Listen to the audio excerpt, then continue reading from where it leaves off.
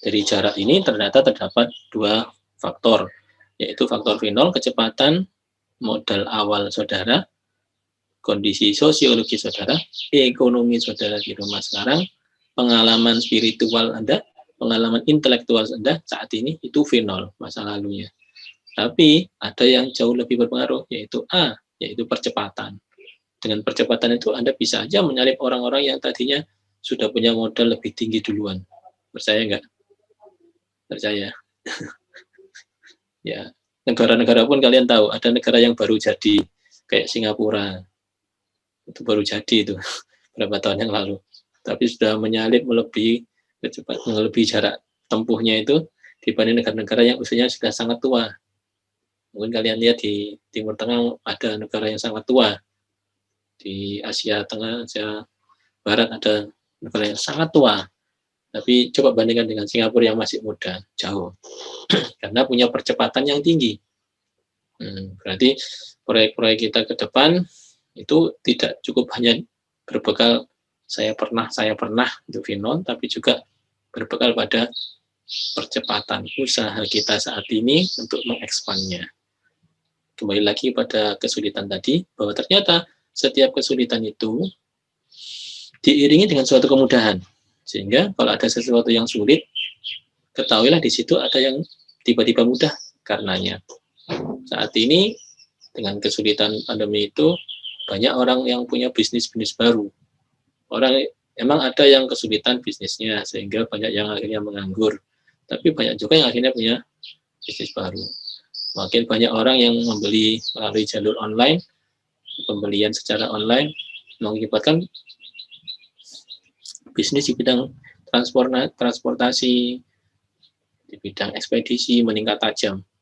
Ini salah satu kawan saya di salah satu perumahan mengatakan di pintu gerbangnya itu dalam sehari setidaknya ada 300 paket yang datang, atau apa istilahnya itu, GoFood pun gitu ya, dari Tokopedia dari mana, itu sekitar 300 ke kampungnya itu. Itu nggak terjadi kalau nggak pandemi itu zaman dulu. Ini contoh salah satu kemudahan yang kedepannya nanti makin banyak kemudahan itu. Itu saudara, saya tunjukkan bahwa yang dibutuhkan ternyata adalah kreativitas.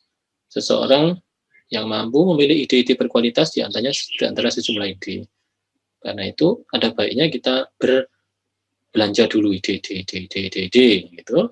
Nanti yang ide yang berkualitas kita gunakan. Nah, kemampuan berimajinasi itu akan menemukan hal-hal baru yang bermanfaat. Tidak usah khawatir, kalian bisa berimajinasi kapanpun, dimanapun. Nah, sekarang saya tunjukkan bagaimana caranya kita meng-create ide dari yang existing. Saya melakukan ini, menyampaikan ini, itu juga berdasarkan pengalaman. Saya sudah kenalkan, nama saya bisa ditemui di Google Scholar, scholar.google.com.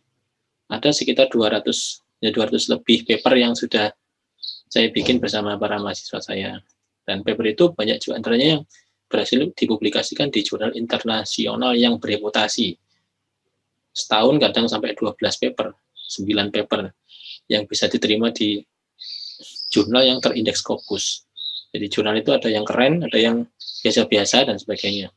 Nah, jurnal yang diindeks oleh Scopus itu, lembaga indeks, itu biasanya bagus-bagus. Nah, dari 20 yang saya dan kawan-kawan mahasiswa yang kita bikin, itu ada sekitar 9 biasanya itu accepted di jurnal yang kelas-kelas seperti itu. Nah, mereka yang diterima di jurnal yang bagus itu biasanya punya originalitas tinggi. Pertanyaannya bagaimana cara kita membangun originalitas? Nah, jadi kalian ingin tahu bagaimana cara bikin PKM, itu diawali dari ide kita dulu bagus. Kalau sudah ada idenya, baru kita beranjak untuk menyusun apa rencana kita. Nah, salah satu ide itu kita awali dengan cara yang paling mudah, yaitu transfer of knowledge atau alih pengetahuan. Di dalam alih pengetahuan itu, kita akan gunakan knowledge yang sudah ada menjadi ide-ide yang baru. Tapi masih mirip dengan itu. Kita sebut aja imitasi. Kita mengimitasi ide-ide yang sudah ada. Jadi kalau kalian kepingin punya inovasi, itu sebisa mungkin sekarang banyak-banyak mengimitasi. Silakan browsing, jalan-jalan kemana, kemudian punya ide. Maka ide itu bisa kita imitasi. Bahasa lainnya no innovation without imitation. Ini guru saya pernah menyampaikan begitu. Apa? No innovation without imitation. Tidak ada inovasi tanpa imitasi. Dengan ini maka kita akan bisa meng-create ide yang lebih inovatif. Transfer of knowledge. Bukannya itu menjiplak ya Pak? Ya emang menjiplak. Menjiplak emang nggak boleh. Gini, menjiplak itu nggak bolehnya kalau sudah dijiplak, terus kita mengklaim itu milik saya, itu nggak boleh. Tapi kalau kita menjiplak terus bilang, ini miliknya orang yang kita jiplak, itu milik itu. Jadi kalau kalian mau mencontek, nyontek katanya nggak boleh kan mencontek ya. Silakan dicontek, terus dikasih dalam kurung, ini saya contek dari Mas Diki misalnya gitu. Ditulis itu gitu. Jadi ini bukan jawaban saya, jawabannya curang mencontek kalau ujian. Kalau ujian nggak boleh. Kalau nggak lagi ujian mencontek boleh, boleh. Tapi ditulis ini sumbernya dari mana. Nah, yang seperti itu justru bagus. Menyatakan suatu ide itu milik orang lain. Nah, tapi saya menggunakannya, itu namanya mengimitasi. Boleh itu. Bahasa kerennya transfer knowledge. Nah, yang lebih tinggi-tinggi namanya adaptasi, saudara. Jadi kalian punya metode yang bagus, nemu di mana, entah nemu di paper, laporan kerja praktek seseorang, laporan tugas akhir seseorang, atau mungkin nemu artikel, bagus. Nah, kalau nemu metode yang bagus kayak gitu, terus kita uji coba kepada objek yang lain, ini metodenya bagus Pak, tapi untuk mobil, saya ingin mencobanya untuk sepeda motor, itu namanya adaptasi. Ini bagus Pak metodenya, tapi untuk image, padahal saya ingin gunakan untuk suara, itu namanya adaptasi. Metodenya tetap sama, tapi digunakan untuk benda yang berbeda. Tuh. Yang tiga itu berinovasi atau pembaruan. Nah, metode yang sudah ada itu strateginya itu dimodifikasi. Ada yang signifikan, ada yang agak signifikan, ada yang mungkin tidak signifikan, belajar tergantung belajarnya. Tapi yang pasti dia melakukan modifikasi, memodif. Nah, modif itu kita sebut pembaruan. Karena dimodif, maka objeknya jadi semakin luas. Masalahnya semakin luas yang bisa ditangani. Oke, yang keempat adalah inovasi jadi invensi. Kalau invensi ini perekaan, kita merancang sesuatu yang tadinya belum ditemukan orang sama sekali. Kan itu yang baru sekarang adalah framework-nya, cara berpikirnya yang baru, kerangka kerjanya baru. Nah, yang demikian ini biasanya akan mendapatkan paten. Mendapatkan apa? Paten. Ya. Kalau yang tadi innovation, itu biasanya mentok biasanya kita publikasi di suatu jurnal. Nah, kalau jurnalnya bagus, mungkin karena dia invention, itu kita bisa dapatkan juga paten. Kalau yang adaptasi itu biasanya diseminarkan. Atau kalau untuk TA, itu sudah levelnya tugas akhir adaptasi itu. Kalau transfer knowledge, biasanya untuk tujuan kita final project kuliah. Gitu. Yang terakhir adalah discovery, pengungkapan. Tapi butuh suatu karakter namanya spektakuler. Itu sifatnya harus spektakuler. Wow, gitu. Ada fenomena konsep teori yang wow, gitu. Kayak Big Bang, teori Darwin, teori apa yang sifatnya itu wow. Yang belum pernah ini terpikirkan bahkan. Nah, yang demikian namanya discovery. Ujungnya kalau discovery apa ya kira-kira? Ada yang bisa raise hand? Kira-kira apa ya? Boleh pakai mic-nya langsung, Miss? Apa ya kira-kira kalau discovery? Kalau invensi tadi kan diberi paten ya. Kalau discovery apa kira-kira? Nggak tahu ini. Nggak ada yang tahu? Modifikasi, Pak. Modifikasi. Jauh. Apa kira-kira hadiahnya discovery itu? Kalau invensi hadiahnya kayak modifikasi tambahan gitu, Pak. Ya, hadiahnya apa? Ada modifikasi. Dikasih hadiah apa biasanya? Kalau invensi hadiahnya paten. Kalau inovasi hadiahnya biasanya jurnal. Kalau discovery, apa tuh yang terkenal? Biasanya penemu ini dikasih apa orangnya? Nobel, Pak. Nobel. Baik, terima kasih. Ya, banyak sekali yang tahu ini sekarang. Dikasih Nobel. Jadi orang-orang yang nemu discovery ini dikasih hadiah Nobel. Biasanya diturunkan Nobel. Kalian kalau bikin PKM, nggak usah berangan-angan supaya PKM-nya nanti dapat penghargaan Nobel. Kelincipen, kelincipen ketinggian. Itu terlalu lebay. Nah, invensi itu juga agak lebay itu, agak sulit. untuk mendapatkan paten. Tapi nggak apa-apa, kita berangan-angan menuju ke invensi. Nanti meleset menjadi inovasi. Meleset lagi ya adaptasi gitu aja. Dan kebanyakan PKM kita ini berlevel antara adaptasi dan inovasi. Jadi nggak usah terlalu berangan-angan harus tinggi sekali supaya kalian nggak berat. Di tangganya kita lewati dari yang paling dasar dulu, tangga transfer knowledge, terus tangga adaptasi, tangga inovasi, tangga invensi, begitu. Discovery nggak usah, itu saya nggak ngajarkan di sini. Nah ini nanti yang jadi panduan kalian berangkat menuju kemana. Biasanya yang menang-menang itu agak-agak inovasi, itu yang menang-menang. Yang sampai final itu biasanya untuk final, apa yang untuk didanai itu adaptasi didanai. Tapi kalau reference transfer knowledge itu biasanya nggak mendapatkan penghargaan untuk belajar emang gitu ya. Jadi saya tahu ini kira-kira menuju kemana ini nanti inovasi. Karena itu saya ingin tunjukkan beberapa contoh. Kita belanja dulu kepada yang existing ya. Ini ada teman-teman tim kita yang sudah pernah jalan duluan. Nah, di antaranya nih, dari Reblat ini adalah salah satu tim dari anak-anak ITS. Ketuanya salah satu mahasiswa di sistem informasi, namanya Mbak Leonika. Dia bikin sebuah aplikasi seperti ini, dinamanya Reblat. Dasarnya apa? Mbak Leonika dan kawan-kawan ini ada dari berbagai jurusan kok ini. Cuman ketuanya Mbak Leonika itu. Suatu saat kalian boleh loh ketemu beliau. Tapi udah lulus. Cuman ya beredarnya di Surabaya.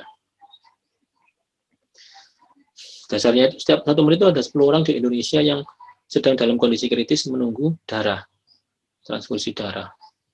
Nah, untuk menyelamatkan nyawa mereka, kita harus kasih tahu mereka di mana darah yang Anda butuhkan itu. Terutama kalau darah itu golongan darah yang agak sulit mencarinya. Nah, maka ada aplikasi yang menolong mereka.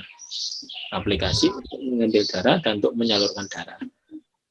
Mengambilnya berarti dari calon donor darah. Pendonor ini dikasih tahu kalau punya aplikasi ini dia bisa menemukan lokasi tempat donor darah atau rumah sakit yang akan melayaninya. Dan sebaliknya bisa memberitahu orang di mana ada darah yang bisa diambil dari situ. Tentunya kerjasama dengan PMI.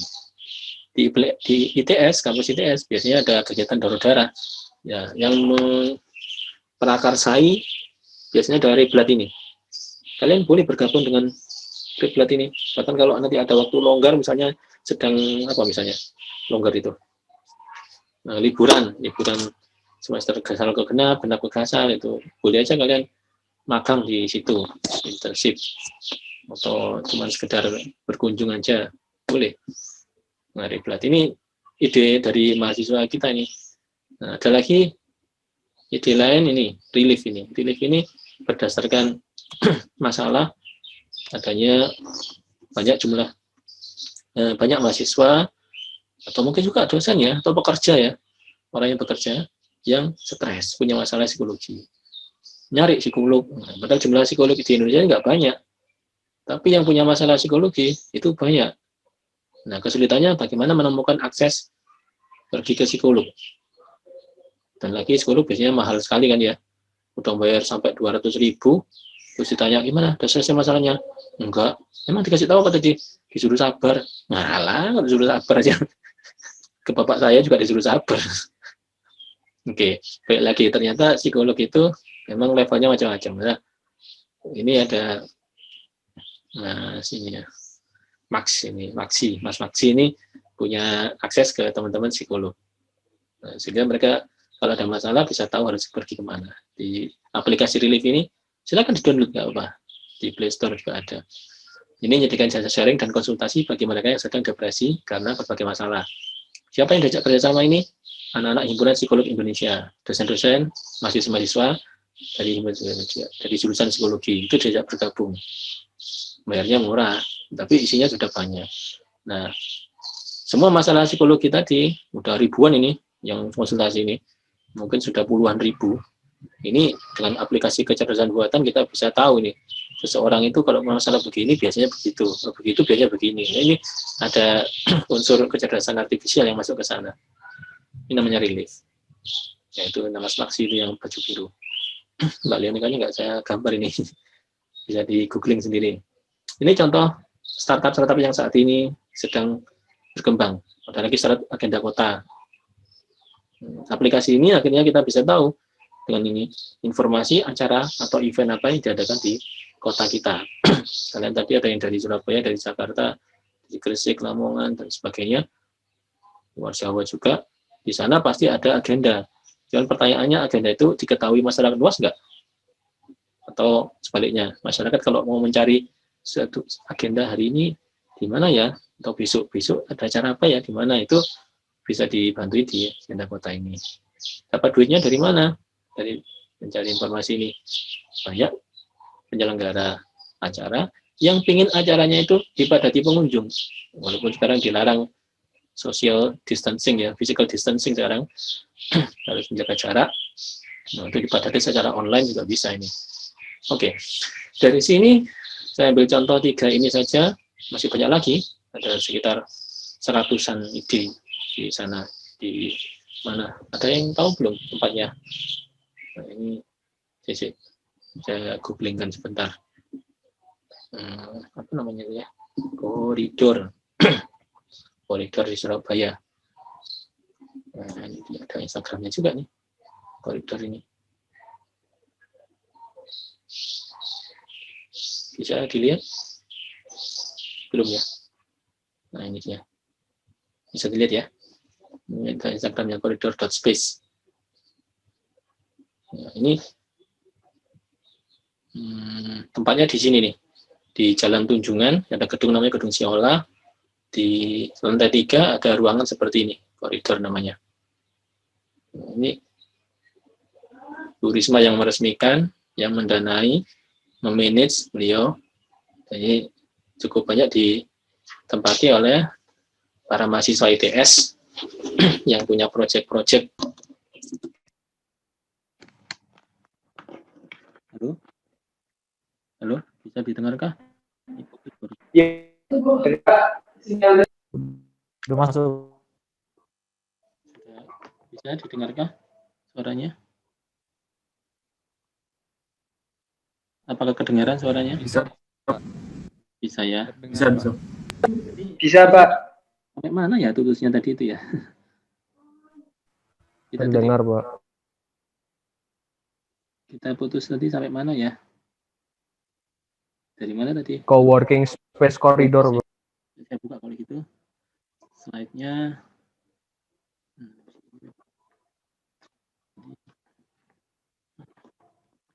Connection-nya error ya. Ini saya coba cari connection lain ini. Connection. Oke. Saya coba cek koneksi yang lain. Oke, ke working space. Nah, kebetulan saya juga membina di situ. Ini contoh-contohnya. Bisa dibuka sendiri di Google masing-masing. Nah, ini ada cukup banyak ide. Dan yang sudah bisa pitching atau idenya di-approve itu bisa tinggal di sana. Diberikan ruangan sehingga kantornya itu bisa dipakai bareng oleh kawan-kawan yang lain. Jadi kantornya bisa beralamat ke sini nih. Itu. Baik, ini contoh inkubasi ide semacam itu ada di sana semua. Nah, sekarang kita tahu bahwa karena disrupsi ini banyak masyarakat menengah ke bawah sekarang bisa merasakan produk-produk modern gara-gara startup-startup seperti tadi itu. Balik lagi ternyata tadi itu ada problem ya, ada masalah. Dan dari masalah itu ternyata ada solusi. Dan solusinya lebih dari satu. Sekali lagi, ternyata setelah kita ketemu masalah, maka itu akan menemukan ide-ide pengembangan. Nah, Relief tadi ketemu masalah, orang stres, orang yang sulit mencari psikolog. Maka dijadikan sebagai sebuah aplikasi. Maka aplikasi ini nggak mesti anak komputer kan ini ya. Anak psikolog ini justru yang kerja. Dan macam-macam ini yang punya peran di sini nih, banyak sekali bisa bergabung. Jadi rupanya kalau ada problem itu nggak jauh dari situ akan ada masalah. Karena itu kalau diberi problem oleh Tuhan, itu mestinya apa ya? Innalillah atau alhamdulillah ini menurut kalian? Gimana menurut kalian? Bagi mahasiswa yang punya tantangan, suka challenge ini, justru ini biasanya alhamdulillah.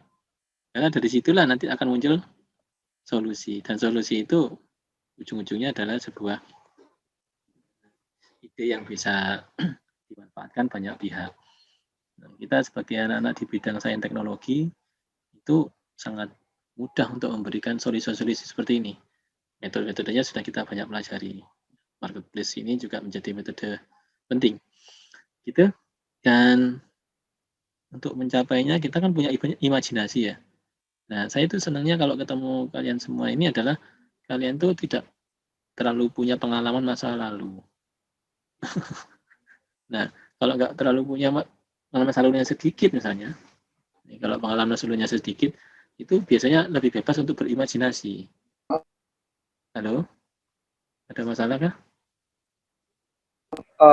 Iya Pak, barusan wifi lampu listrik rumah padam, wifi-nya connect lagi.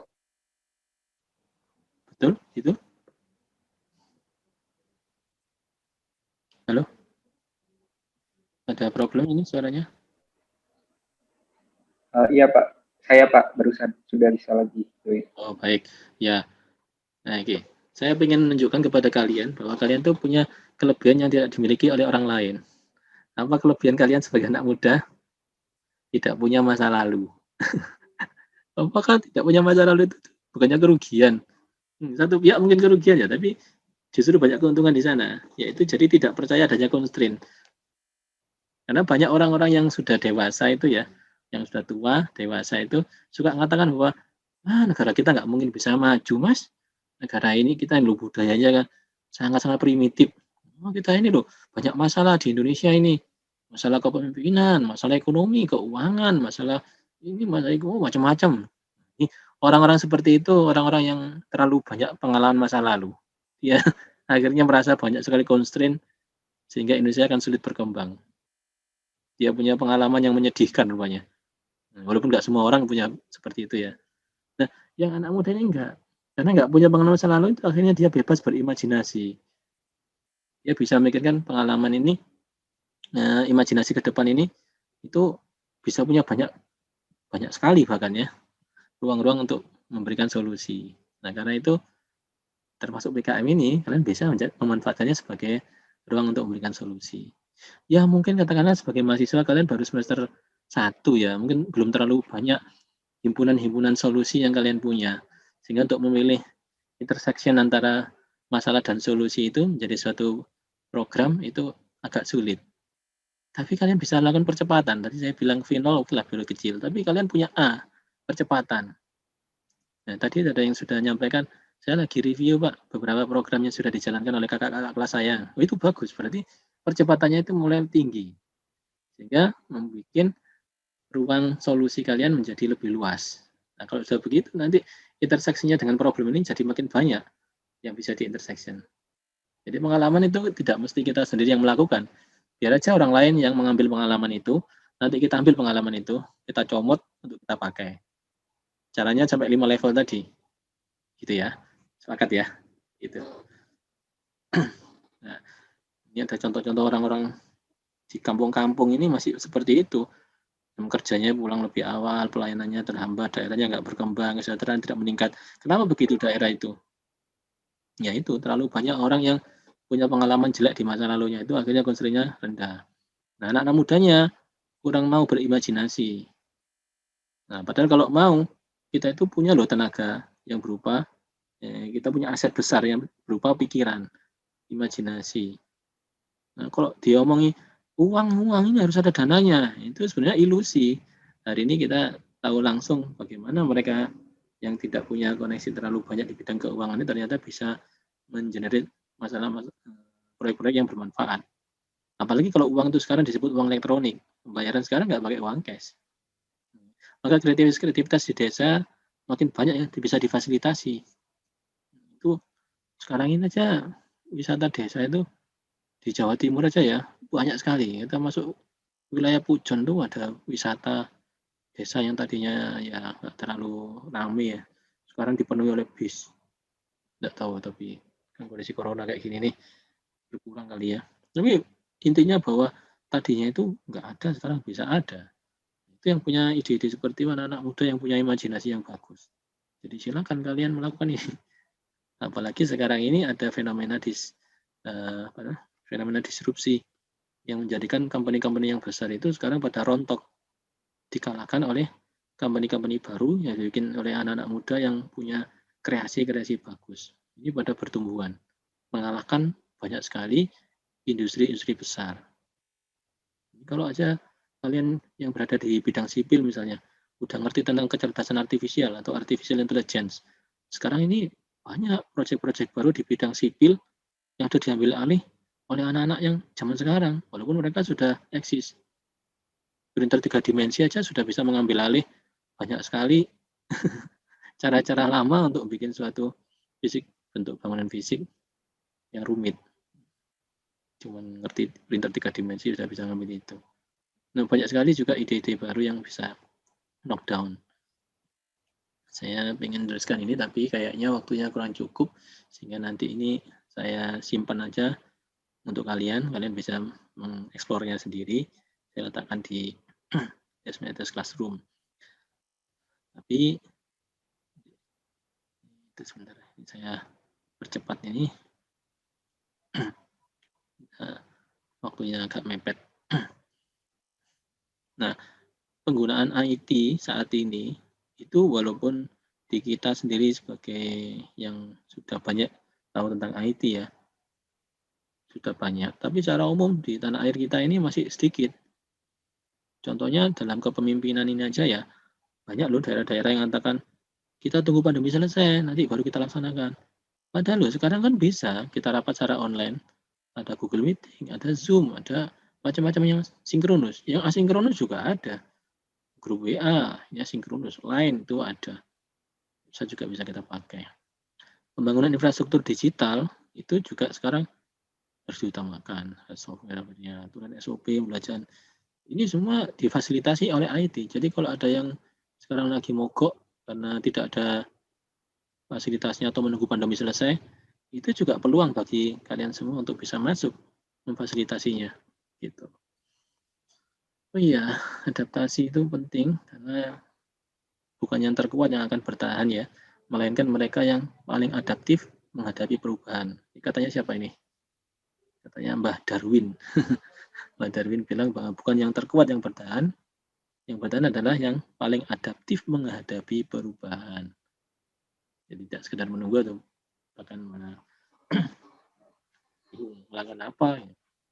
Baik, saya tunjukkan sekarang ada beberapa kelas online ya. Saya juga menganjurkan kalian kalau kalian bisa nambah loh kuliah itu namanya kelas online. Ini Coursera menyediakan, ada di FeatureLearn dengan edX ini juga menyediakan. Ini gabungannya Berkeley University ini sama Harvard bikin edX. Kalau yang di Coursera ini kalau nggak salah Stanford University dan kelompoknya itu bikin aliansi, mereka bikin itu. Kalau yang ini edX ini MIT sama Berkeley sama Harvard.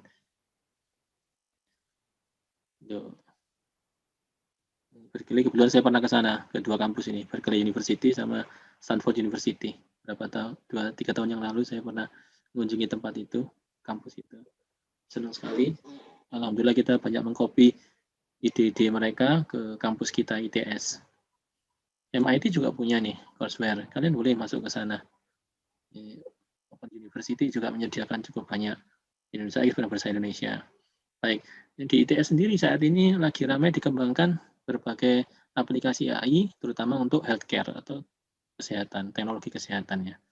Nah, salah satu contohnya seperti ini, robot Raisa ini. Ini servis robot untuk COVID-19. Di salah satu idenya adalah bikin robot yang bisa berjalan mengantarkan obat kepada para pasien.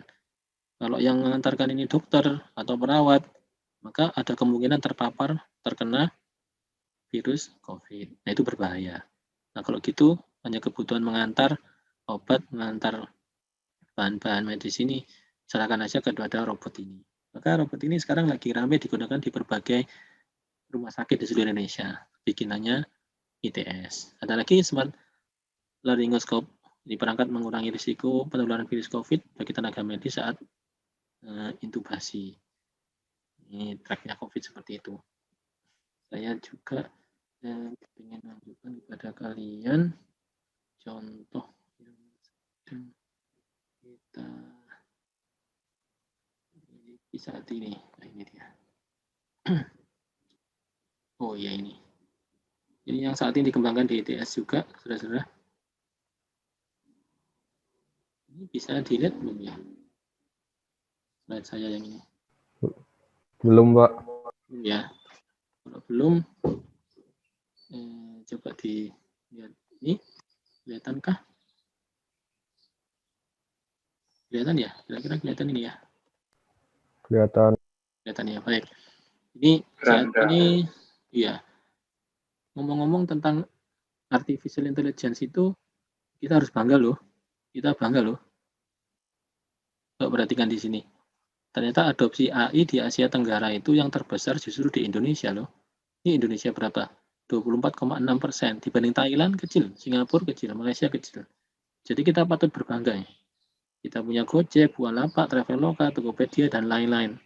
Itu startup-startup yang katakanlah berangkatnya dari PKM semacam itu ya. Itu mereka bisa loh memanfaatkan IT ini di Indonesia sehingga kita bisa jadi mudah hidup kita sekarang. Nyari makanan kalau di sini ya GoFood cepet, apa dibeli. Nah di sini contohnya aplikasinya pada GoRide, GoFood, Pick-up-Point itu mereka bisa kecerdasannya itu mencarikan correct driver. Yang mana driver yang paling pas untuk mengantarkan ini ke sana. GoFood juga bisa mencarikan makanan apa yang paling pas untuk orang ini. Makanan apa yang perlu di-mention bagi orang ini. Restoran mana yang perlu direkomendasi untuk orang ini. Ini kita sudah spesialisasi privasi seseorang ini. Penjemputan juga begitu. Penjemputan yang paling gampang di mana dikasih rekomendasi di sini. Ini adalah kerjaan AI di dalam Gojek. Di dalam Bukalapak kita juga bisa tunjukkan benda-benda yang semacam ini. Saya ingin benda semacam ini, maka akan keluarlah semua benda semacam ini. Kita nggak nyebutkan namanya, nggak nyebut merek, tapi barang yang sejenis dengan ini. Ini bisa dicarikan oleh AI yang ditanamkan di Bukalapak. Kalau kita perhatikan, berarti startup ini banyak sekali mengaplikasikan kecerdasan dalam berbagai hal. Jadi satu proyek aja ini, di dalamnya ternyata banyak sekali keputusan-keputusan yang bisa dibantu oleh kecerdasan artifisial.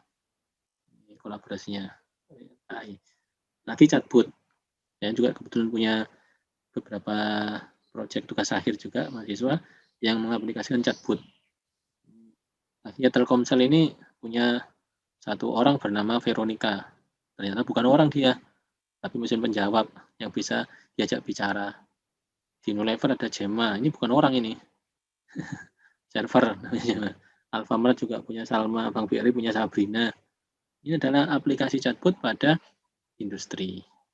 Ini termasuk bagian dari artificial intelligence kita. Ternyata di bidang lain juga ada nih, agriculture, industrial internet, healthcare, media, telco, retail, legal industry, finance. Ini banyak dihuni oleh aplikasi-aplikasi AI saat ini. Kalau kalian pengen masuk salah satu bagian ini, boleh mencomot di bagian itu, ada subbagiannya lagi. Challenge-challenge-nya masih terbuka luas. Kalau di Indonesia, di Surabaya khususnya ya, di ITS, kita punya Barunastra. Barunastra ini di bidang kelautan, perkapalan. Tapi jangan kira yang berada di Barunastra itu anak-anak FTK saja. Ya, sorry. FTK. Partek ya. Marine Teknologi. Jangan dikira hanya anak Partek saja. Dari jurusan lain juga banyak.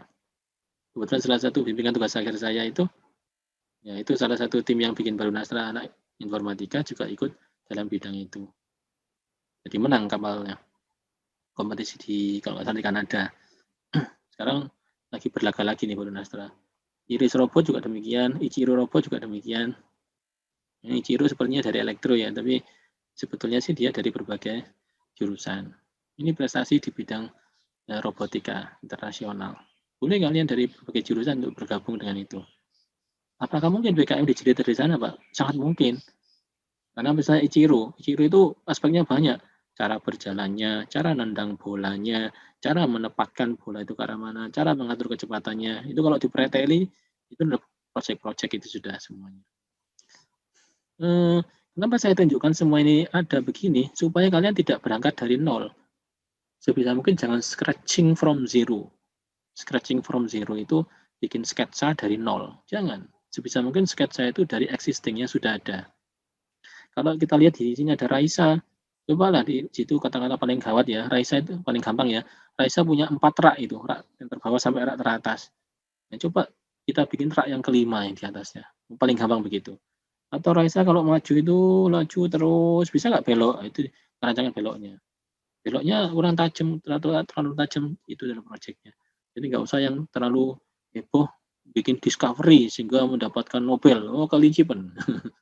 Yang agak rendah dikit aja, inovasi. Rendah dikit ya, inovasi.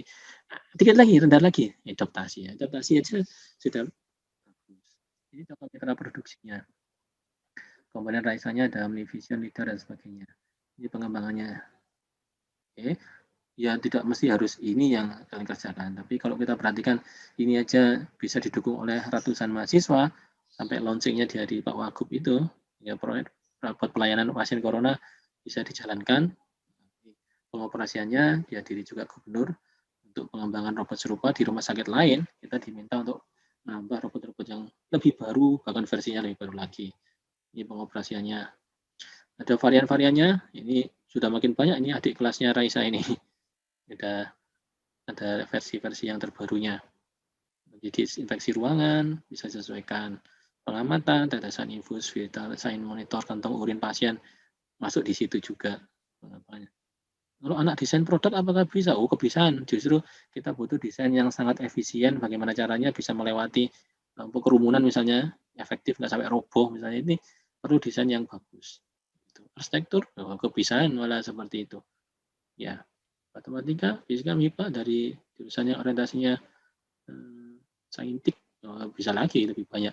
Jadi intinya dari berbagai jurusan akan bisa mendukung perjalanan ini. Inovasi yang lain, robot yang lain seperti ini, face shield ya. Face shield itu untuk buka ini ya, pelindung wajah tim medis. Ini didesain. Kalau dulu setengah mati bikinnya ini, nah, sekarang sudah sangat mudah. Kita punya alat-alat yang bagus untuk mendesainnya. PKM apakah ada hubungannya dengan ini? Bisa aja kita desain yang lebih inovatif. Nggak perlu harus inovatif itu baru jreng sama sekali. Kita berikan aja ide-ide yang segar. Tapi berangkatnya harus dari existing, tidak boleh dari nol. Sebisa mungkin jangan dari nol. Kalau dari nol nanti kalian naiknya itu akan pelan. Ibarat ada level 1 sampai level 10. Kalau berangkat dari nol, paling naik level 1, level 2, level 3. Level 3 aja sudah ngos-ngosan itu. Mungkin bisa ngorbankan kuliah segala itu. Bahaya.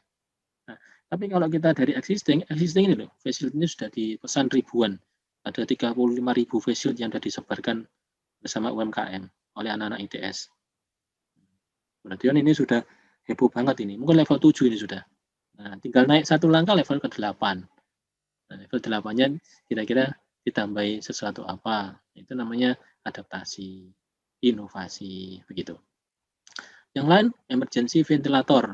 Ini kebetulan dibidangi oleh Pak Aulia, MT Nasution, salah satu dosen kita. Ada Pak Agus Muhammad Danta penasihatnya. Itu direktur di RPM dari jurusan fisika ini.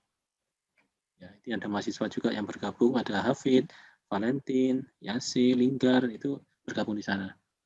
Maka dengan emergency ventilator ini pasien pandemi yang tidak tertangani dengan baik, karena jumlah penderita tidak sebanding dengan ketersediaan ventilator, ini bisa menggunakan emergency ventilator kita. Nah, ketersediaannya di pasar terbatas dan harganya mahal. Lagi-lagi dengan itu butuh yang darurat. Solusi emergency ventilator ini bisa dilakukan dengan jumlah yang besar dalam waktu cepat dan lebih murah, bermanfaat. Prototipenya ini kayak gitu. Dan sanitizer yang bidangnya kimia ini terbuka luas ini. Kalian bisa membantu Pak Hamzah Fansuri, Bu Fatmawati, dan banyak sekali peneliti di sana yang lagi bikin hand sanitizer.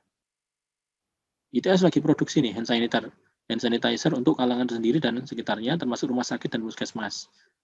Kalau kalian berada di masjid ITS, Masjid Manarul Ilmi, itu ada juga hand sanitizer di tempat itu bikinan kita. Udah dibikin banyak sekali nih. 400 liter per hari. Bukan per minggu ini, 400 liternya per hari. Bisa bayangkan 400 liter itu berapa? Per hari. Ada lagi sterilization chamber. Ada bilik yang sterilisasi. Inovatornya adalah Bapak Bambang Pramujadi. Tidak lain adalah Pak WR4, Wakil Rektor 4 dari jurusan teknik mesin. Kalian bisa gabung dengan tim beliau. Ya, istilahnya kayak orang magang gitu ya. Saya tahu sistemnya, nanti bagian apanya, kalau perlu nanya beliau langsung, Pak Hendro, Pak Hatta, apanya Pak kalau peluangnya untuk berinovasi, boleh tanya langsung atau akan punya ide sendiri. Intinya bergabung atau pelajari existing method, existing technology. Sebisa mungkin jangan berangkat dari nol. Kalau dari nol itu nanti agak jauh perjalanannya. Oke, standarisasi seperti ini juga dilakukan oleh Pak Ahmad Afandi dari Teknik Elektro, Pak Kyo Sambodo dari perkapalan, Bapak dan seterusnya. Ini adalah gabungan dari banyak pihak sehingga kita bisa punya sterilization chamber atau bilik sterilisasi. Ini kebetulan dipasang di Rumah Sakit Universitas Airlangga. Ada lagi portable hospital atau rumah sakit yang portable. Namanya portable kan bisa dipindah-pindah cepat ya. Di mana-mana rumah sakit itu bikinnya ya sulit, lama, mahal. Ini enggak ini kita bikinnya portable. Ini di teman-teman di bidang desain luar biasa ini. Enggak ada dokternya sih di kita, tapi kita menguasai ini saintek untuk mendukung kesehatan. Jadi operating theater-nya seperti ini. Ada ruang bedah, ruang sterilisasi, ada ruang CSSD, isolasi room-nya kayak gini, bagi yang kena COVID perlu diisolasi, nah dimasukkan ke ruangan yang seperti ini. Ini namanya portable hospital. Ada hazmat suite, seperti ini. Ya, keren-keren ya. Ini juga ketuanya Pak Ahmad Afandi, ada inovatornya Pak Lalu, Muhammad Jailani. Pak Lalu Jailani, ini dari NTB ini beliau, punya ide untuk bikin hazmat suite. Yang mendonasi banyak sekali dari para alumni ikut donasi. Murah ini harganya ini, 148.000. Pemesannya ke Hanif. Ada lagi smart laryngoskopis, tadi sempat dilihat ya dia. Sudah bahas tadi. Sailing LED untuk isolation room. Ini cuma LED-nya saja ini. Enggak rumit-rumit amat LED-nya, tapi ya itu rumit sudah itu. Karena menggunakan lampu LED dengan panjang gelombang yang sekian 450 nanometer. Ada LED putih supaya nyaman bagi mata, bagi orang yang ada di dalam ruangan itu. Terus ada lagi apa nih? Unmanned ground vehicle ultraviolet untuk virus killer. Killer virusnya pakai alat ini. Itu. Portable human thermal imaging sehingga orang bisa diketahui thermal atau suhu tubuh pasien. Karena dia mengadopsi pengukuran citra secara spasial atau pencitraan dengan menggunakan Raspberry Pi. Sistem ini akan mengkalibrasi temperatur. Oke. Ada lagi pasien transfer dengan ventilator. Ini produk-produk kita ini. Smart infusion pump drug deliveries. Ini adalah pengatur kecepatan aliran cairan infus dan smart infusion pump, tapi melalui Android. Nah, bedanya itu. Anak-anak ITS mesti ngerti ini. Oke, seperti itu. Tingkat originalitasnya tadi saya sampaikan. Nggak usah terburu-buru bang. Invensi yang masih mau dipatenkan, nggak usah. Kita mundur dikit aja ke inovasi. Itu pun kalau berat ya mundur lagi adaptasi. Adaptasi itu sudah bagus. Tapi kita awali semua dari transfer awareness. Mempelajari existing teknologi, existing method. Para pemenang PKM tahun lalu, para finalis PKM tahun lalu, patut juga untuk dipelajari itu. Nah, dari situ kita akan berangkat menanjak naik. Baik, saya persilakan bagi kalian semua kalau ada pertanyaan atau ide yang bisa dikolaborasikan, saya persilakan. Waktunya sudah lewat sih, tapi mungkin barang 2 menit, 3 menit saya bisa menunggui. Silakan. Saya di stop recording.